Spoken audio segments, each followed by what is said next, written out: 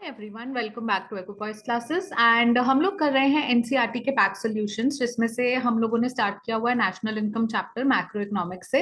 And अभी तक हम कर चुके हैं पार्ट 3 इसके, जिसमें हम टोटल 9 क्वेश्चंस कवर कर चुके हैं। तो आज हम करने वाले हैं question number 10th 11th and 12th। And with this हमारा नेशनल इनकम अकाउंटिंग जो चैप्टर है एनसीईआरटी का, जिसमें बैक क्वेश्चंस एनसीईआरटी के there are total of 12 questions, वो फिनिश हो जाएगा। सो हम करते हैं सबसे पहले question 10 and towards the end of the video I will tell you कि how to proceed with other things, but पहले हम ये चैप्टर फिनिश कर लेते हैं। सो इसमें जो 10th क्वेश्चन है उसमें हम क्या बात कर रहे हैं। जो 10th क्वेश्चन सेज कि let's highlight the 10th question says in a single day Raju the barber collects 500 from haircut। ठीक है, सो राजू एक बार्बर है, हेयर कट करता है, 500 रुपए उसे मिलते हैं हेयर कट करने से। उसके बाद पूरे दिन में वो इक्विपमेंट जो यूज करते हैं वो डिप्रिशिएट होती है बाय 50। ठीक है, देन रिमेनिंग 450 रुपीज उनके पास बचते हैं। उसमें से वो देते हैं सेल्स टैक्स वर्थ ₹30, यानी 30 रुपए का वो टैक्स दे देते हैं। अपने घर लेके जाते हैं 200 रुपए, एंड जो रिटेन है, जो बाकी के 220 रुपए हैं, वो रख लेते हैं for improvement and buying of new equipments. ठीक है, देन ही further page ₹20 as income tax. So ₹20 वो इनकम टैक्स के रूप में देते हैं। And then, based on this information, complete Raju's contribution to the following measures of income. So basically, आपको ये following measures of income में contribution बतानी है एक राजू द बाबर की। यानी जो आपको contribution बताती है, किस में बतानी है? ग्रॉस डोमेस्टिक प्रोडक्ट में, एनएनपी एट एमपी। ठीक है, then NNP at FC. NNP at FC को हम और क्या कहते हैं? नेशनल इनकम कहते हैं। ठीक है, उसके बाद पर्सनल इनकम में एंड पर्सनल डिस्पोजेबल इनकम कितनी है राजू की। ठीक है, सो हमें ये सब बताना है। सो इन अ वे कुछ भी नहीं है। सबसे पहले अगर हम इसका आंसर लिखने जाएं, although a very interesting question, but हम सबसे पहले लिखेंगे गिवन। क्या गिवन पैरामीटर्स हैं? ठीक है, एंड एक ही बार्बर है। सो अगर मैं होती, मैं कुछ यहाँ पे ड्रॉ करती और यहाँ पे लिखती टोटल हेयर कट से कितना मिलता है 450। ठीक है, फिर for this person this is Raju, and इनका टैक्स कितना है, सेल्स टैक्स कितना है, इनकम टैक्स कितना है, देन रिटेन्ड अर्निंग्स कितनी है। ओके, ये सब होता है। ये इन्फॉर्मेशन मैंने ड्रॉ कर दी। उसके बाद अब मुझे समझना है, सबसे पहले आप ये जानिए कि राजू एक बार्बर है जिन्हें हेयर कट करने से 500 रुपीज मिल रहे हैं। तो वो 500 रुपीज उनका जीडीपी एट मार्केट प्राइस हुआ। ठीक है, जीडीपी एट मार्केट प्राइस यानी जो उन्होंने मार्केट में हेयर कट कर कर अर्न किया है, वो टोटल 500 रुपीज है। उसमें से डेप्रिसिएशन कितनी हुई है? अब यहाँ पर अगर हम देखेंगे, जस्ट होल्ड ऑन, यहाँ पर अगर आप देखोगे, सो जीडीपी एमपी है आपके पास, एंड जीडीपी एमपी में से आप माइनस कर दोगे डेप्रिसिएशन, तो आपको क्या मिलेगा? NDP MP. ठीक है, डेप्रिसिएशन कितना हुआ है? डेप्रिसिएशन हुआ है 50 का। तो ये जो 450 है आपका, 450 रुपीज है, ये क्या हो गया? 450 रुपीज हो गया आपका एनडीपी एट एमपी।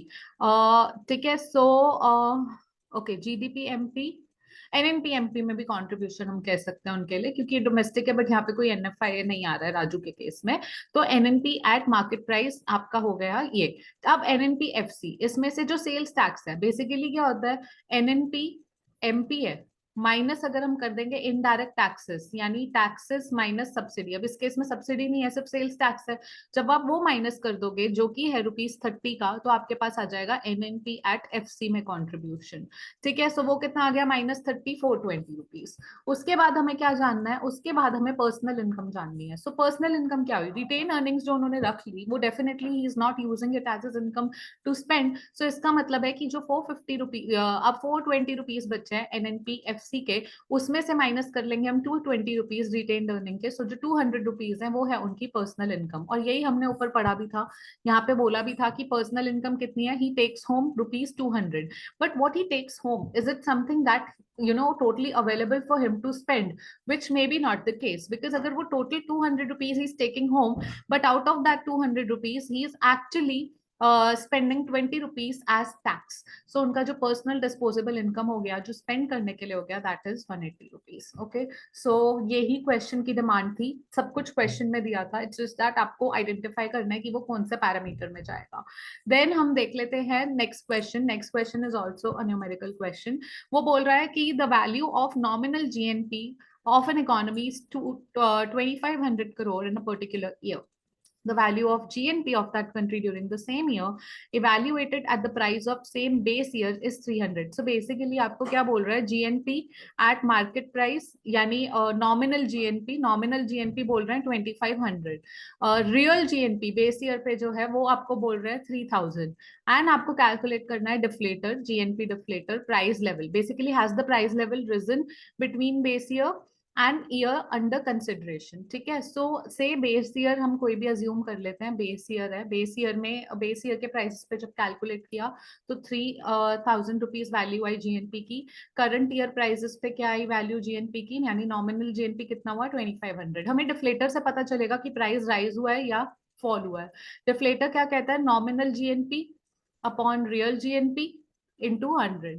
तो अगर आपको यहाँ पे देखने को मिलेगा यही फॉर्मूला लगा हुआ है, ये कैलकुलेट करके कितना आ रहा है आपका 2500 upon 3000 into 100 which is 83.33%। This is the value of GNP deflator. You should not stop hair.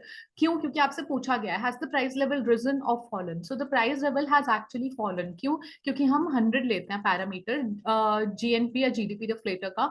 अगर इससे ज्यादा वैल्यू आई है जीडीपी डिफ्लेटर की, से 130 आती है अगर, फॉर एग्जाम्पल हाइपोथेटिकल, इसका मतलब होता कि 30% से प्राइस लेवल इंक्रीज हुआ है from the base year to the current year. But क्योंकि इसकी वैल्यू 83.33% आई है, it means that price level जो है वो फॉल हुए हैं from the current year to the from base year to current year, यानी बेस ईयर में प्राइस लेवल ज्यादा थे, आज की डेट में फॉल हुए हैं कितने परसेंट से, 16.67% से, which is nothing but 100 minus 83.33%. So I hope that is clear. Then let's come to the final question of the day. Final question आपको बोलता है कि write down the same level of limitations of using GDP as an index of welfare of a country. So basically GDP या GNP, it may not be able to show the welfare of the country, या country का जो overall scenario है वो खाली एक number आपको growth number नहीं बताता, ठीक है। So क्यों नहीं बताता? क्योंकि जो GDP आपका है वो बेसिकली बहुत सारी चीजें इनकॉर्पोरेट नहीं करता, जैसे नॉन मॉनेटरी एक्सचेंजेस आपको GDP नहीं बताता, इसी के साथ इन्फ्लेशन लेवल नहीं बताता।